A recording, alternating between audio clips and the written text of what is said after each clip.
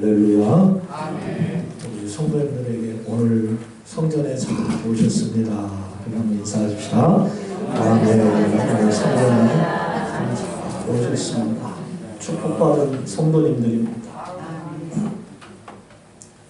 아무나 하나님께 예배드리는 것이 아닙니다. 아무나 교회 나오는 게 아닙니다. 성부와 성자와 성령 삼위일체가 되시는 여호와 하나님이시라고 믿어지는 사람들이 나와서 예배드리는 곳이에요. 할렐루야. 지극히 보잘것없는 이 종이 참으로 감사할 것이 많다 하는 것을 깨닫습니다. 건강해서 감사하고요. 음식을 잘 먹어서 감사하고요. 좋은 교회가 있어서 감사하고, 좋은 성도님들이 계셔서 감사하고, 가족이 있어서 감사하고, 또한 좋은 취미생활도 할 수 있어서 감사하고, 이렇게 행복하게 하루하루를 살 수 있는 것이 감사합니다. 그럼 제가 왜 이렇게 행복한 감사의 생활을 할 수 있을까? 그런 생각을 해보았는데요. 먼저 육신으로는 저희 아버지와 어머니를 잘 만나서 그런 것이 아닌가 그렇게 생각이 되어집니다. 저희 부모님은 제가 입만 열면 해달라는 걸 거의 다 해주셨습니다. 초등학교 6학년 때 검정 고무신 사달라고 게 그거 안 사준 거 그 한 가지 중학교 가면 원 없이 신으니까 조금만 참아라 그것만 한 가지 안 들어주신 것 같아요. 그리고는 돈을 달라고 하면 돈을 주시고 먹는 것, 입는 것, 쓰는 것 다 달라고 하면 주셨어요. 또 저의 가려운 부분을 긁어주시고 가려운 부분이라고 하는 것이 말 나오니까 생각이 많아요. 제가 유난히 어렸을 때 두드러기가 참 많이 났습니다. 여름에 뼈 끝에 학교를 가거나 또 친구들과 놀거나 바닷가에서 수영을 하고 놀 때 그 두드러기가 온몸에 났었어요. 별별 방법을 다 써도 낫지는 않는 거예요. 종종 화장실 저기 재버리는 잿간 앞에다가 불을 피우고 탱자칩으로 그 두드러기 난 부분을 바르고 지푸라기로 이렇게 불 쐬어가지고 저를 낫게 하신다고 어머니가 자주 해주셨습니다. 효과가 있대요. 그게요. 그 미신적인 것 같고 이상스러운데 별로 특별한 방법이 없으니까 그런 방법까지도 다 동원해서 저를 어떻게 하면 이 두드러기 고통에서 건져줄까 생각하는 마음에 우리 어머니가 종종 해주셨습니다. 그야말로 저희 부모님은 든든한 저의 인도자시고 또 방패셨습니다. 누가 이러한 분들을 저에게 주셨을까요? 하나님이 주셨습니다. 아멘. 또 누구를 어떤 분을 제가 잘 만나서 이렇게 감사하면서 살 수 있는 인생이 되었을까? 누굴까요? 만군의 주 여호와 하나님을 만나서입니다. 할렐루야. 아멘.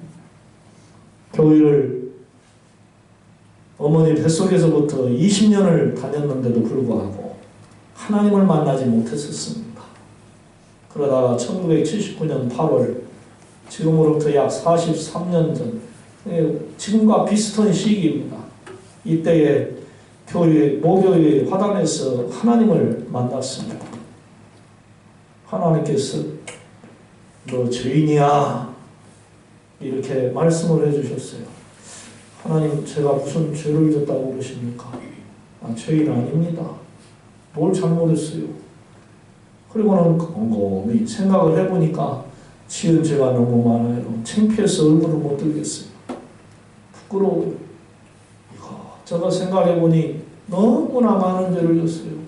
그때부터 울으라고 하지도 않았는데 그렇게 눈물이 쏟아져요. 콧물은 또 왜 그렇게 쏟아져 나오는지요.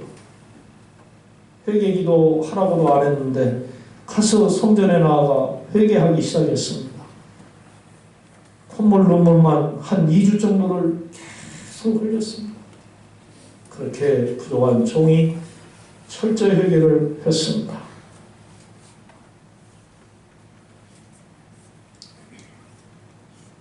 차분해진 순간에 저는 신학대학교를 가야 되겠다 하는 그러한 마음이 들었습니다. 어머니가 저를 신학대학에 갈 수 있게 해달라고 3년 동안 기도를 하셨다고 했는데 그 어머니의 말씀이 생각나서 그런 것도 아닙니다. 그냥 제 마음속에 선뜻 신학대학교 가서 공부를 해야 되겠다 하는 그러한 생각이 든 거예요. 이렇게 볼 때 하나님께서 저를 당신의 종으로 쓰시려고 예비해 두시지 않으셨는가 그렇게 생각이 되어집니다. 그 많고 많은 것들 중에 왜 하필 신학대학교입니까? 거기 가면은 목사가 돼야 되는데 제가 어떡하라고 목사가 되게 너무나도 부족한 사람이었습니다. 되기가 어려운 사람이었습니다. 무슨 뭐 특별히 큰 죄를 지어서 그런 게 아니라 친구들이 보기에나 동네 사람들이 보기에나 저거 좀 까칠한 놈이야. 저거 좀 이상한 놈이야. 하나님 목사 된다는 것은 좀 이상해. 이렇게 생각할 수 있는 부분들이 많이 있는 그러한 사람이었던 것이죠.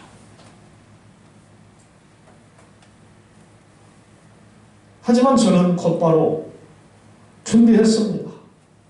성경을 읽었습니다. 기도를 했습니다. 입시 공부를 시작했습니다. 그렇게 해서 노예에서 보는 시험을 보고 신학교에 가서 시험을 보고 학교를 다니라고 해서 80년 3월에 호남대학으로 올지 호남신학대학교라고 쓰여진 배지를 이 상의의 옷깃에 달고 자랑스럽게 공부를 하기 시작했습니다. 제 신분이 바뀌기 시작했습니다. 신학교에 갔더니 선배님들이 친구들이 저보고 안전도사님, 전도사님이래요. 전도사님이래요. 전도사 하면은 어떤 사람들이냐?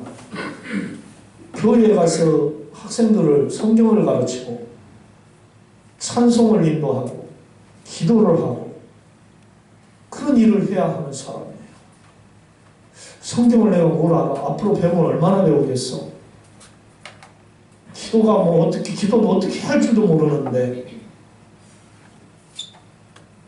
참 깝깝한 부분들이 많았습니다. 큰일 났네. 내가 그 전도사라고 무거운 짐을 지고서 1년 공부를 하기 시작했습니다. 하나님을 찬양한다고 탬버린도 쳐보고 기타도 쳐보고 또 복음성을 많은 전도사님들 앞에서 불러보기도 하고 3학년 때는 수백 명의 학생들, 전도사님들 강당에 모여서 채플 시간에 설교도 해보고 야, 내가 이제 목사가 다 됐구나 하는 그러한 느낌도 받았습니다. 사람들이 말하는 수면제, 그 책을 읽으면 잠이 저절로 온다는 성경을 열심히 보기 시작했습니다. 어딜 가도 목사 그리고 난 다음에 이제 군대를 가서 31개월 보름을 군생활하고 전역하여 복학해서 신학 공부를 마치고 91년도 3월 달에 목사 안수를 받고 목사가 됐습니다. 어딜 가도 목사이기에 그때부터는 나름대로 조심을 했습니다. 하지만 사람인지라 하나님의 뜻을 거역하는 죄도 지어봤습니다. 사람들이 보기에도 죄 짓는 생활도 해봤습니다. 그렇게 해서 무려 38년이라고 하는 세월 동안 목사로 이렇게 살고 있습니다. 사람마다 자기가 한 일에 대해서 자기 일을 뒤돌아보는 경향이 있죠. 저도 저 자신을 가끔 가다가 뒤돌아봅니다. 목사로서 어떻게 살아가고 있느냐, 목사로서 사는 것이 어떻냐, 결론은 이렇습니다. 잘했다. 목사로 사는 것 참 잘했다. 목회자의 걸어온 길을, 목회자로 살아온 것을 글쎄요, 딱히 후회해 본 적이 과연 있을까? 목회자로 산 것에 대해서는 한 번도 후회하지 않은 것 같습니다. 하나님의 음성을 듣고 즉시 주의 종이 돼서 지금까지 살아온 게 그저 감사할 뿐이죠. 만일 하나님의 음성을 듣고 그때 주의 길을 걷지 않았더라면, 주님의 말씀을 거역하고 딴 길로 갔더라면 어떠한 인생을 살고 있을까? 평범한 교인이 되지 않았을까?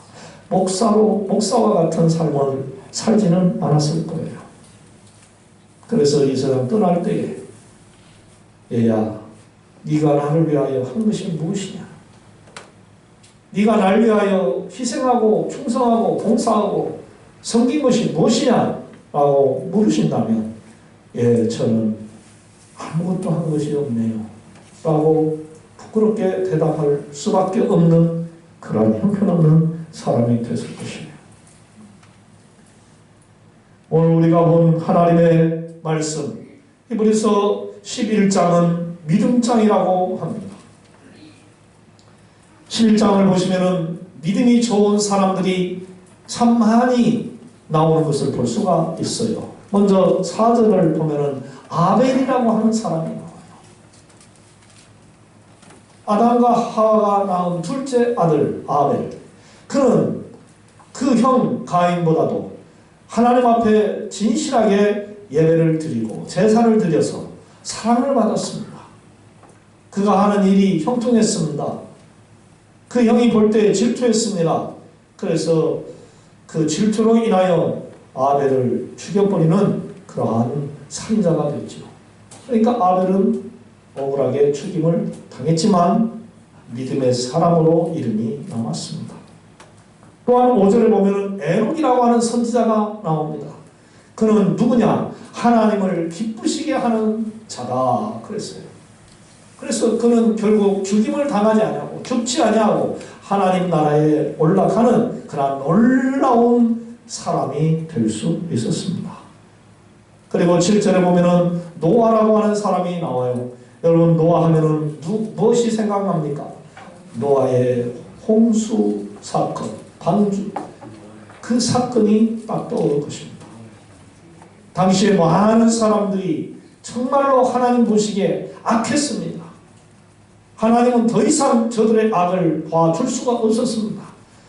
그래서 코로 숨쉬는 인간을 비롯하여 동물, 식물 모든 것을 다 멸망시켜버리기로 작정을 하셨습니다. 150일 동안 비를 내려서 온 들판과 산과 땅이 사람이 도대체 발 붙이고 살 수가 없게 됐어요. 아라산 꼭대기까지 물이 꽉 찼어요. 하나님이 방주를 산에서 만들라고 노아에게 말씀을 하셔서 그곳에 들어간 노아와 그 식구들만 다 구원받고 모든 사람들이 다 죽었더라. 다 죽었어요.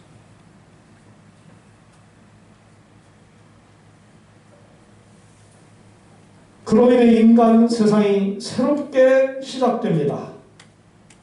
하나님 말씀에 순종한 노아, 그를 통하여 새로운 사람들이 태어나기 시작해서 지구에 새로운 세계가 펼쳐집니다.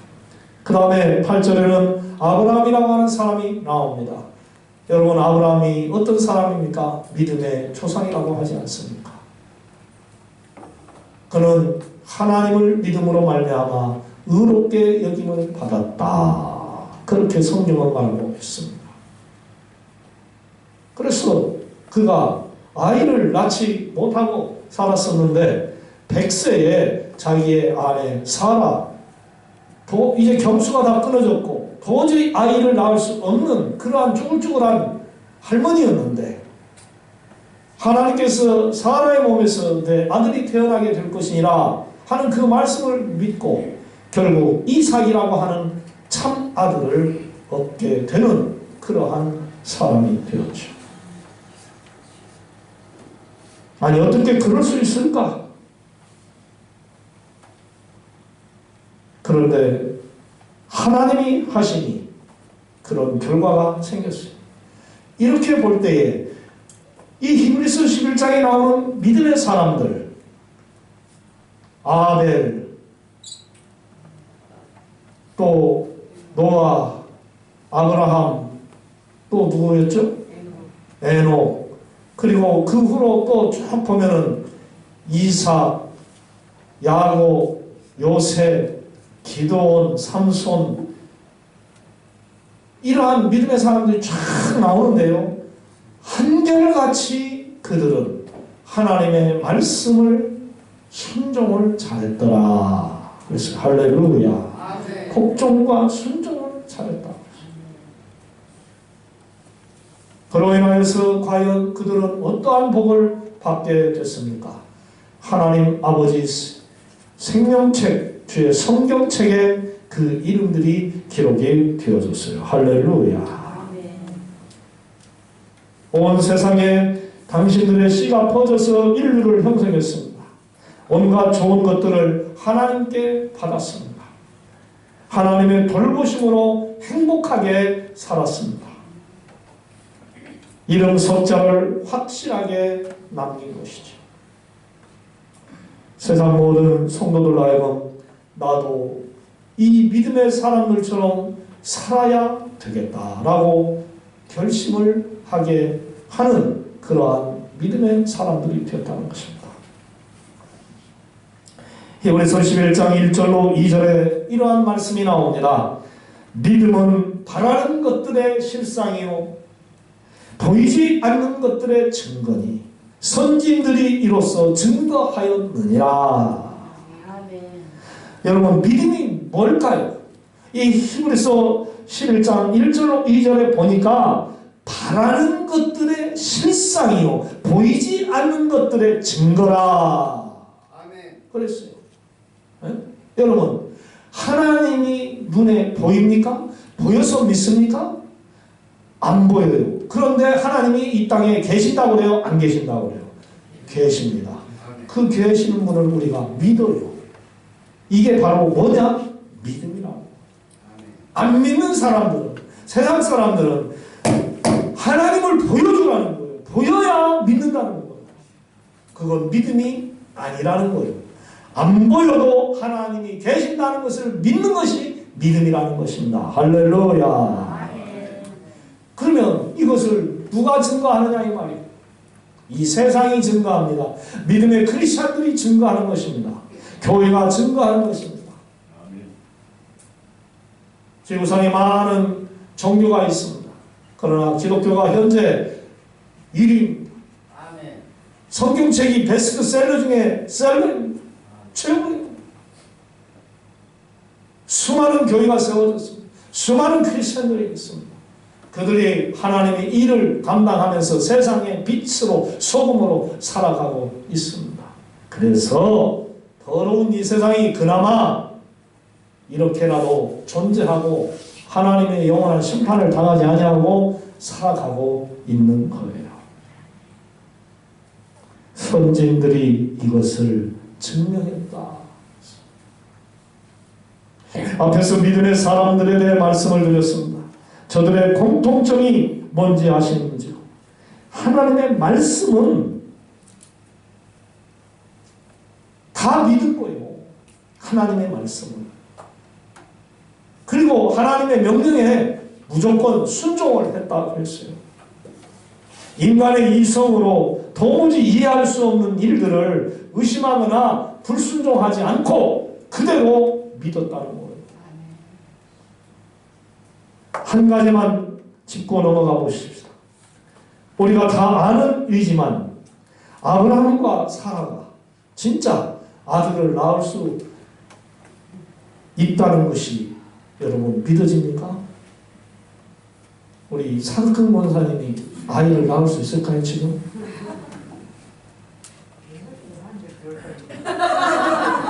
하는데 별 따기도 안 돼요. 이미 경수가 끊어져서 아이를 낳을 수가 없어요. 아무리 해도 못 낳아요. 그런데 사라가 아들을 낳았어요. 할렐루야. 할렐루야. 하나님이 낳는다고 해서 낳은 거. 그러면 웃었죠. 아유, 나 경수가 끊어져가지고 아이 못 낳은 지가 언젠데 하나님 참 왜 참 그런 우스운 말씀을 하시는지 모르겠네. 하나님 말씀 되는 말씀을 좀 하세요. 왜 말도 안 되는 말씀을 하십니까? 하고 그가 웃은 거예요. 그런데 건강한 아들 이삭을 낳았어요. 아브라함의 믿음대로 된 거예요. 할렐루야. 성도 여러분, 우리가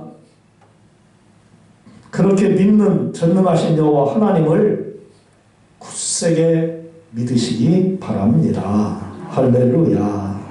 예. 살아서 역사하시는 그분은 지금도 우리 곁에서 우리의 믿음을 보시고 우리가 간구하는 기도 소리를 들으시고 그 기도에 응답해 주고 계십니다. 아멘. 하나님을 꼭 믿으시기 바랍니다. 할렐루야. 아멘. 우리 한경재 목사님께서 당신의 자녀들이나 또한 목사님들이나 어떠한 장로님들이나 권사님들, 교회 잘 다니고 신앙생활 잘한다는 사람들이 찾아와서 목사님, 우리가 신앙생활하는데 잘할 수 있는 것을 좀 말씀해 주십시오. 그렇게 부탁을 하면, 사정을 하면 꼭 이 한마디 해주셨다고 합니다. 하나님 잘 믿으십시오. 아멘. 하나님 잘 믿으십시오. 아니, 목사들에게 하나님 잘 믿으라는 말이 이게 되는 말이에요? 그런데요, 장로님 권사님들에게 하나님 잘 믿으라는 말이 되는 말이에요? 그런데요, 그 말씀이 됩니다. 아멘. 우리가 하나님 잘 못 믿을 때가 얼마나 많은지.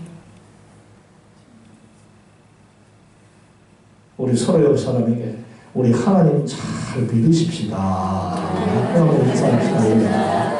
하나님 잘 믿으시기 바랍니다. 하나님 똑바로 믿으십시오. 의심을 다 버리고 구주를 영접하라. 마음은 다 열어놓고 내 구주를 영접하라. 할렐루야. 의심 버려야 돼. 순수하게 하나님 믿어야 돼.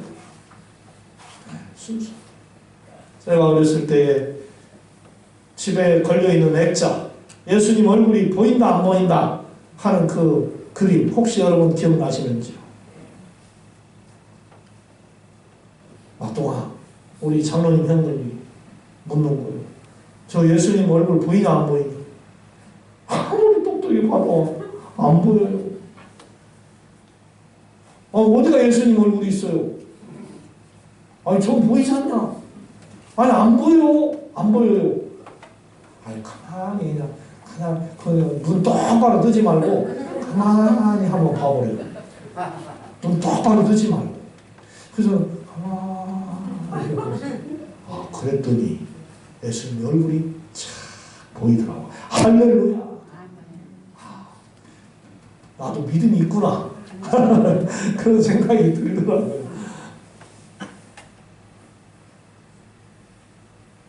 참 신기하대요. 그걸 봐야 믿음이 있는 건 아닙니다만은, 그래도 믿는 사람들의 눈에는 보인다 하는데 왜 내 눈에는 안 보이는가? 우리 형님 믿음 좋은데, 믿음이 있어야 주님의 얼굴이 보이는구나 그랬는데, 나는 안 보이니까 믿음이 없나 그래? 그때는 진짜 믿음이 없었죠. 그렇죠. 그냥 거기서 제가 한 가지 더 들어간 것이 있어요. 하나님은 그냥 똑바로 알아야 믿어지는 것이 아니구나. 성경은 많이 알아야 하나님 믿어지는 것도 아니고, 예? 세상 지식이 많고 똑똑해야 하나님 믿어지는 것도 아니고, 그냥 흐리멍텅 같지만 그냥 믿는 것이 믿어지는 것이구나. 거기서 그걸 느꼈어요. 할렐루야. 맞습니다. 하나님이 눈에 보여야 믿어지나요? 하나님은 우리가 볼 수가 없어요. 믿으시면 아멘. 하나님은 볼 수가 없어요. 그래서 하나님의 음성을 들었다고 하는 것도 아주 매우 조심스러운 말입니다. 자칫 잘못하면 목사가 나 하나님 말씀 들었어. 내가 하나님 말씀 듣고 내가 이렇게 하는 거야. 이렇게 말하면 이단 되기가 쉽습니다. 근데 분명히 사무엘도 하나님의 음성을 들었어요. 사무엘아! 엘리 제사장이 자기를 부른 줄 알고 엘리 제사장 앞에 찾아가서 잠자는 그를 깹니다. 부르셨습니까? 아니다. 이상하네. 돌아갔어요. 또 잠자려고 누워있는데 사무엘아! 하나님은 부르시는 분이십니다. 할렐루야. 히브리서 11장 6절 말씀입니다. 믿음이 없이는 하나님을 기쁘시게 못하나니 하나님께 나아가는 자는 반드시 그가 계신 것과 또한 그가 자기를 찾는 자들에게 상 주시는 자임을 믿어야 할지니라. 아멘. 하나님을 믿지 않고서는 절대로 그분을 기쁘시게 할 수가 없어요. 그분을 기쁘시게 하지 못하면 그분의 상을 절대로 받을 수가 없어요.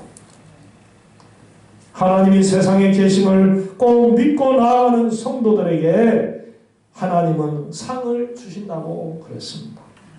사랑하는 성도 여러분, 지금까지 그분을 어떻게 믿으셨는지, 확실히 믿으셨는지, 그분을 기쁘시게 하셨는지, 그분을 믿으라고 전도하는 신앙생활을 하셨습니까? 그러셨다면 매우 잘 하셨습니다. 여러분들을 위하여 하나님이 한 성을 예배해 두셨다고 오늘 16절 말씀 가운데 나와 있습니다. 그 나라 천국에 우리는 장차 들어가야 합니다. 아니, 들어갈 줄로 믿습니다. 우리의 자녀 손들도 그곳에 다 들어가야 합니다. 할렐루야.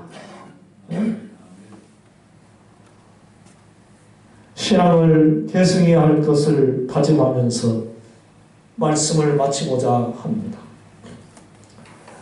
유로판 타임즈에 방탕한 부모 구하기라고 하는 제목의 기사가 실린 적이 있습니다. 영국은 한때 세계 선교의 주역을 맡을 정도로 선교를 잘한 하나님의 백성들이었습니다. 근대 선교의 아버지인 윌리엄 캐리를 시작으로 중국 내륙 선교에 힘을 쓴 허드슨 테일러 선교사, 아프리카 사랑의 씨앗을 뿌린 데이비드 리빙스턴 선교사, 그리고 우리나라 대동강변에서 20대 젊은 나이에 순교의 피를 뿌리고 죽은 로버트 토마스 선교사가 영국 사람들이었어요. 그러나 지금 영국은 어떻습니까? 6천만 명의 국민 중 주일에 교회에 나가서 예배를 드리는 숫자가 겨우 100만 명 정도밖에 되지 않는다. 앞으로 50년만 지나면 이슬람주의 국가가 될 확률이 많다라고 추측을 예상을 하고 있습니다. 영국이 왜 어찌해서 이렇게 됐을까? 결정적인 이유가 다음 세대를 하나님께 인도하지 못했기 때문에 그렇다는 것입니다. 복음이 당대에 아무리 성장하고 화려하게 힘을 펼치는 그러한 일이 있었다 할지라도 지금 그리고 앞으로 그러한 복음의 활동이 계속되지 않는다고 한다면 영국과 같이 우리 대한민국 교회도 되지 말라는 법이 없습니다. 사랑하는 여러분, 우리 장로님께서 기도하실 때 우리 사랑하는 자녀들에 대해서 기도하셨어요. 여러분의 자녀손들 하나님 잘 믿을 수 있도록 힘써 기도하시기를 바랍니다. 자식들에게 믿음 잘 물려주시기 바랍니다. 요즘 코로나로 인해서 젊은이들의 믿음이 식어져 가고 있어요. 교회를 떠나가고 있어요. 참으로 그런 모습을 볼 때 답답하기가 그지없습니다. 안타까워. 저것들이 어떻게 되려고 그런가. 저는 지난 휴가 때 한 목사님을 만났습니다. 목사님, 제가요 고등학교 다닐 때 목사가 되겠다고 서원했었어요. 그런데 목사가 안 되고 학원 운영하고 세상에서 돈을 벌기 시작했어요. 돈은 많이 벌었죠. 그런데요, 하나님께서 치기 시작하니까 그야말로 완전히 밑바닥까지 경제가 밑바닥까지 가가지고 죽을 지경에 빠졌었어요. 그래서 이제 목사가 된 거예요. 아, 그러셨군요.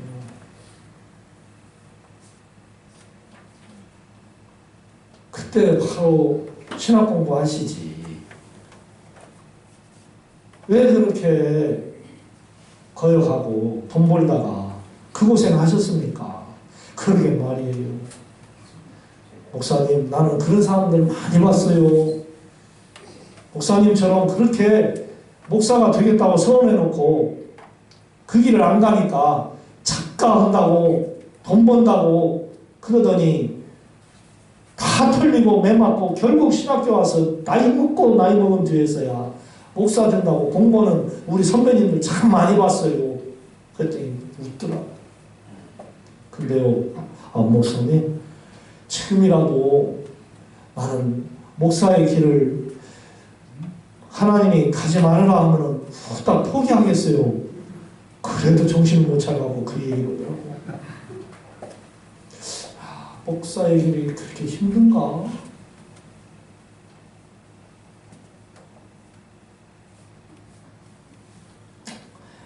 하나님 믿고 산다는 게 결코 쉬운 건 아닙니다. 저는 오늘 찬양을 하면서 나는 부족하여도 영접하실 터이니